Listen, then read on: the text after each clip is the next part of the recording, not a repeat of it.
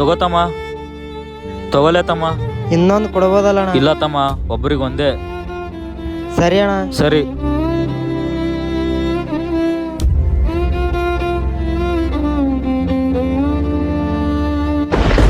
ಲೇ ತಮ್ಮ, ನಿಂತ್ಕೊಳ್ಳೆ.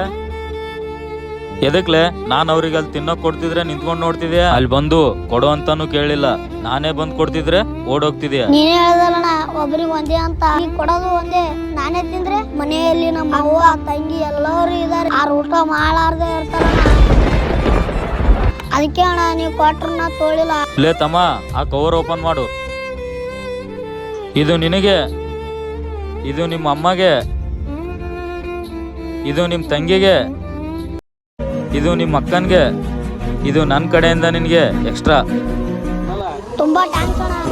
ವಿಡಿಯೋ ಇಷ್ಟ ಲೈಕ್ ಮಾಡಿ, ಹೇಗಿದೆ ಅಂತ ಕಮೆಂಟಲ್ಲಿ ಹೇಳಿ. ಹಾಗೆ ಪ್ಲೀಸ್ ದಯವಿಟ್ಟು ಫಾಲೋ ಮಾಡಿಬಿಡಿ.